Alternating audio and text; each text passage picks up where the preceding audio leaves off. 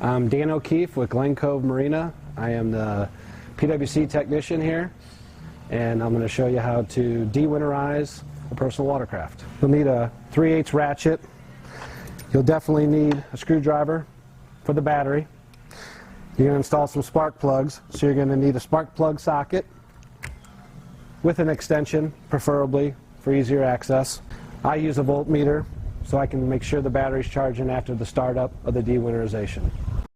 The negative post of the battery is disconnected at the winterization, so the first step of the dewinterization is securing the ground cable to the battery to make sure that all electrical components are operating correctly. This is what it looks like when the unit is winterized. Spark plug wires are disconnected from the spark plugs when the engine was fogged at the winterization. With the spark plug hooked up, the boot would be over the spark plug like this.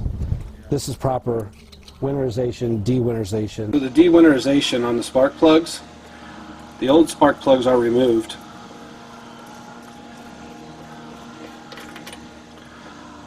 And new spark plugs are installed. At the dewinterization, you want to start up to burn all the fogging oil out of the cylinders that you installed at the winterization. A fogging oil is an oil that is made to stick to metal to prevent rust when sitting for a long period of time. So we take a can of aerosol fogging oil, we spray it into the throttle bodies, and we also spray it inside the spark plug location. That will get the fogging oil inside the whole entire engine, so the whole period of time it's sitting in winter, it is not rusty. Start with putting the lanyard on the desk post. This will activate the gauges, let you know if there's anything wrong with the unit. Every good technician should have a flashlight in hand, look inside the engine compartment. That's the dewinterization, but you want to make sure that the engine compartment stays completely bone dry and there's no leaks. It's always wise to not run a boat out of the water. The personal watercraft, you can with the garden hose attachment fitting in the back of each personal watercraft. If there's the engine running on a garden hose, it has a time of about 8 to 10 minutes of runtime on the garden hose. After that, damage can occur. With checking the fluids, that's the last and final step of the dewinterization process. You always want to make sure that the oil level is full. If there is any antifreeze in the personal watercraft, you want to make sure the antifreeze is at the hot stage and actually the full hot stage. With the dewinterization of a two-stroke, you have an oil tank. That oil tank needs to be filled because that oil is burnt through the system.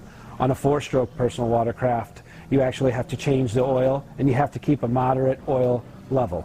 With a two-stroke watercraft, the gauge will indicate when the oil level drops to a certain level, which is low, and then you'll have to refill it. With the four-stroke watercraft, you have to check the dipstick, remove the dipstick, and check the level with it warm.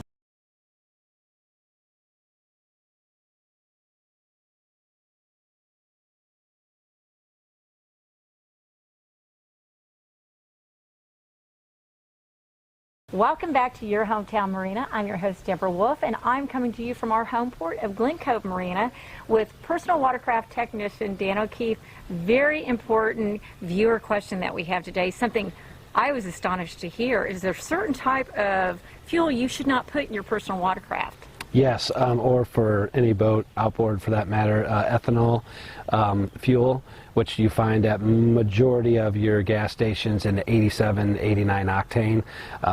It's very bad for the fuel lines. Any plastics that you might have in the system, it will start to eat away, break away those plastics and dissolve.